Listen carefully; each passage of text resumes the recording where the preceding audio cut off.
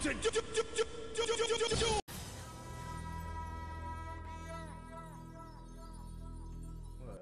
up, YouTube? This is Hypergon here at Chat with the Cat, back again for another video. Specifically, we are going into part 4 of my 5-part mini-series, the top 5 moments in Yu-Gi-Oh! Now, based on chronological order, this week we are going to be covering Yu-Gi-Oh! Zexal, which is commonly referred to by most fans as the low point of the series. And while I do agree with that statement that it is the weakest of what Yu-Gi-Oh! Had to offer, I didn't hate Zexal. Actually, quite to the contrary, I enjoyed certain parts of it. Zexal 2 is one of my favorites, honestly, because it had a really captivating story, some great characters, and some amazing duels. So, while I don't think it's the best, it did still have some amazing moments to offer. Now, before we get started on this, I just want to make a quick disclaimer. I won't be having any anime clips in this one like I have in my previous parts for this segment. The reason for that being, well, there's actually 2 reasons. The first of which is that I wasn't able to get as many clips for Zexal. For some reason, they were just harder to find since I like to get them in a batch, like just the whole season, as opposed to just individually getting episodes, because that takes too long, and I don't really have the time for that, or the patience, really. And the second one being that for the last 2 parts of this, GX and 5Ds, I had to constantly take down the video, edit it because of copyright claims, and then re-upload it, because I don't own the rights to these.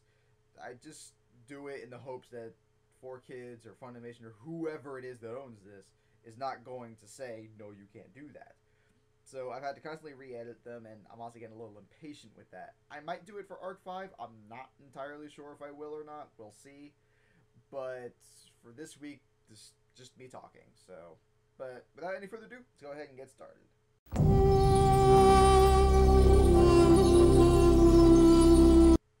Well, I said that Zexal 2 was my personal favorite between it and the first part of Zexal, so it makes sense that naturally the first thing that I have for it would take place in Zexal 2.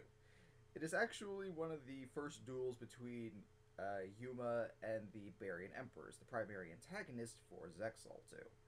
Now, this one is known as Alito. He uses the Battle in Boxers. Actually fairly difficult deck to face off against in real life if you don't know how.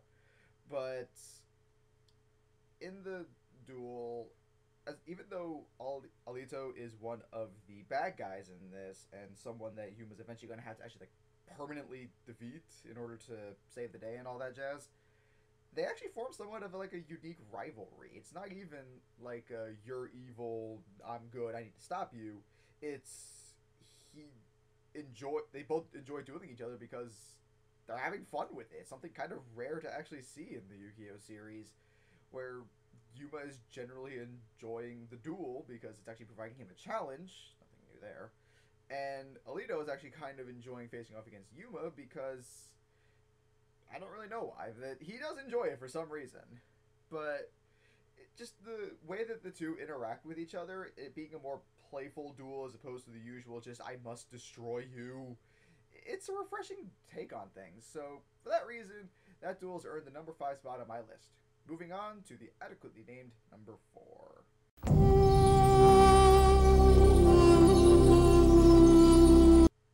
So while the initial part of Zexal may not have necessarily been my favorite, it doesn't mean it was completely lacking. One of my favorite moments actually takes place now, and for those of you wondering why I said 4 was an appropriate name, it's because this deals with the character known as Quattro, who is one of the 3 sons of one of many initial antagonists for Zexal 1. Now, Quattro uses a deck I'm not overly fond of myself, Gimmick Puppets, but that's not even really why I enjoy him.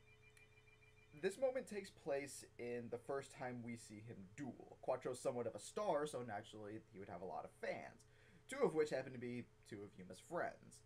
And so they challenge him to a duel, and about halfway through the duel, it's a pretty quick duel, so it doesn't take long, Quattro goes batshit crazy.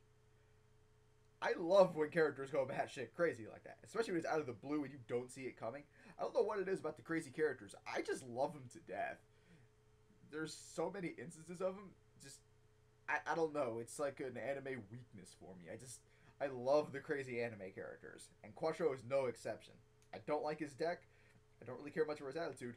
But when he loses it, my god, is he awesome. Just seeing him have that genuine smile on his face when he's tormenting people that adore him, just crushing the hopes and dreams of his fans for the sake of his own enjoyment. I can get behind that completely. Not that I would do that to you. I love you all. Anyway, let's move on to number 3.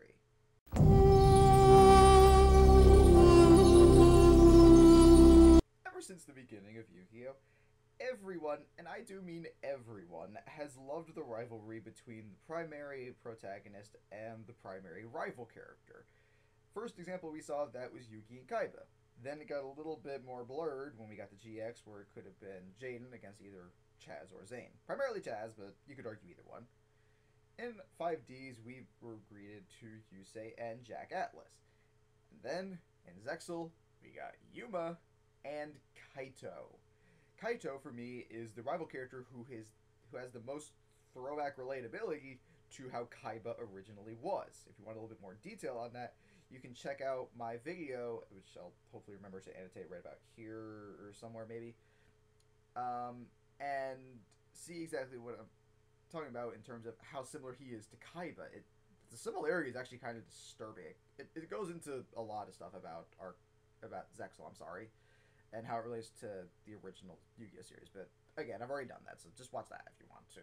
But as such, since they are so similar, it means, protagonist and rival, they're going to duel a lot. However, this is a little bit more interesting, as Kaito actually is, I believe, the only rival character, or undisputed rival character, to actually beat the main character. No other rival has done that. Kaiba never beat Yugi. I do not count that bullshit. In Duelist Kingdom, he cheated. Yugi won that. Chaz never beat him. Zane did beat him once, but again, he's kind of arguable as to whether he's the main rival or not. It's probably Chaz, but... And even in present Arc 5, sorry, spoilers for you guys watching it, Reiji... Oh, wait, no. That one was actually technically not decided, but no, Reiji would have won, so I stand corrected on that. But Kaito was the first. As Jack also never manages to really beat Yusei either. So, what made this interesting for me was, because this wasn't the first time he beat him. The moment where he beat him that made me the happiest, and as such is my number 3 spot, sorry it took so long to get to this, was the Season 1 finale where Yuma and Kaito had their duel against each other. Now, in this duel, they kind of mimicked what happened in the Season 1 finale of GX, where they're facing off against each other, they have their boss monsters, and they're finally clashing with each other. Then Yuma activates a card that he believes will guarantee him victory. However, Kaito then activates the same card and wins. Now, this does vary slightly from the GX version, where it was Jaden against Zane, and Jaden turned it to a draw. Yuma, who is far more incompetent than any other main character so far, was not able to do the same. At least not without Astral holding his hand, but he wasn't doing that this time. So Yuma was kind of by himself, and he paid the price for it. But it was still kind of satisfying to just see, Kaito is still a superior duelist. Yuma does still have a lot to learn, which I do realize was the purpose of Yuma. I just feel like they went about it wrong. But I like Kaito a lot, so it was satisfying seeing him kick Yuma's sorry ass. Anyway, let's go ahead and move on to number 2.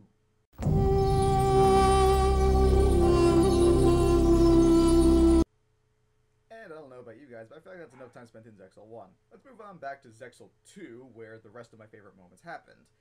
Now, this next one is a bit later on, as actually both of them are, but this one happens after, again, spoiler alert for those of you who haven't seen Zexal and give a shit, is when it's after Shark has become one of the Buried Emperors. The leader of the Buried Emperors, as a matter of fact. And, once he does so, he manages to unlock what is considered to be, at least at the time, the most powerful Rankup Magic they have found. Rankup Magic, the 7th one. Now, for those of you guys who don't know how this card works, because they have made it in real life, it takes a number 10 monster, so one of the 100 series, and you special summon it from the extra deck with no materials, or maybe 7th one is a material.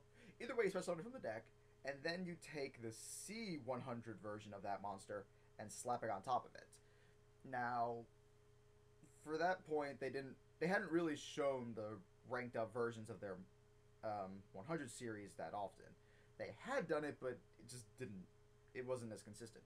However, when Shark unlocked this card, he also apparently managed to unlock it in the 6 other Emperor's decks, and so they all played it simultaneously. And the first time I saw them play the 7th one, it was a really cool moment, because they all just brought out these big, badass monsters, including Silent Honor Dark, who, while I don't appreciate 101 it much, Silent Honor Dark is awesome. I love him to death. He's a broke monster, and since you do have to rank up to get him, or just play very clever in order to actually get him out without ranking up, which would be pointless, I do feel like he is actually a considerably more impressive monster.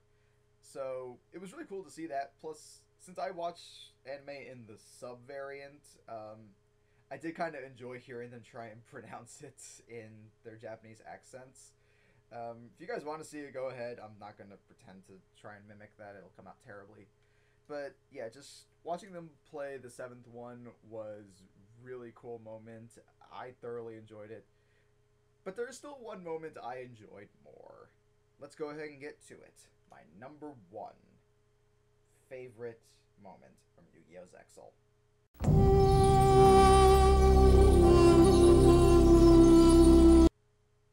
Alright, so we're going to have to back up a little bit. We're still in Zexal 2, but this is before we learn who Shark really is. Sorry. But in this moment, Yuma and everyone else has tried to travel to the buried world and has managed to wind up in the Sargesso, or however you pronounce that, dimension, which acts as its own field spell, which punishes users for Xyz summoning, where 3 Barian Emperors are there waiting for them. One of which is known as Lecter, who is, of them, my personal favorite because, again, crazy anime character, I love them. And so, he's there, as well as a human persona of himself that Yuma believes is his friend. He does not realize that that person is just Lecter's human form. And so, my number 1 favorite moment is during their duel in this dimension, where it seems like Yuma has defeated Lecter, not like when I was just knocking him back and Yuma got all hopeful, where the human catalyst gets up and starts to laugh maniacally to himself, before showing, with crazy eyes mind you, to Yuma that he is in fact his enemy. He's set up this entire time that he was his friend, also he could trap Yuma in this dimension, trick him, and defeat him after disheartening him. That is evil. That is just pure evil to do something like that. And I loved it. Just something about that reveal. It was obvious as hell who it was. The only reason Yuma didn't know was because A, Yuma, and B, story. But for us watching, even though it was obvious, it was still a really cool reveal. Even if you know when something's going to happen, as long as it's done well, it's still impressive. And for me, Lecter's reveal was just phenomenal. So, for that reason, it has earned the number 1 spot on my list. But what about you guys out there? I'm sure there's a few Zexal fans out there. I've seen enough of you guys in the comments. Let me know what you guys think down below. Did I do a good job on this list? Did I miss any good moments? Or did I actually nail it? Let me know down in the comments below. Of course, don't forget to also like my page on Facebook, like the video, and of course subscribe to my channel for further content. Until next time, peace.